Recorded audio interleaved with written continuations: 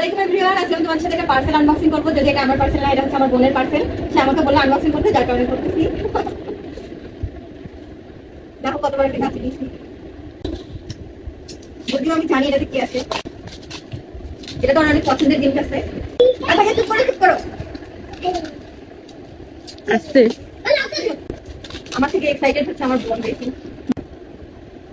এই যেটা না, আর কি আছে? এর মধ্যে ওর কাজের জিনিস আছে, যেটাতে ও কাজ করবে। এই দেখো, দেখতে পাচ্ছ?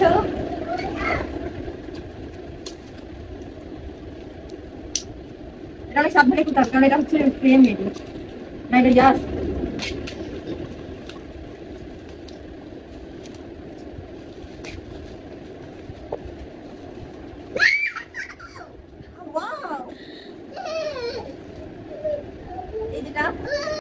Colour plate.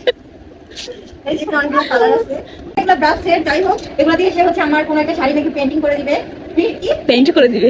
যাই হোক কোনো একটা শাড়ি কালার করে দিবে, ফুলাট করে দিবে। আমি অবশ্যই তোমাদের সাথে শেয়ার করবো সেগুলো দিয়ে কি করবে না করবে, যদি আমার সেগুলো নিয়ে তেমন কোনো আইডিয়া নাই। এটা অনেকগুলো কালার আছে এখানে, এটাতে রাখবে। আজকের ভিডিওটা এই পর্যন্ত।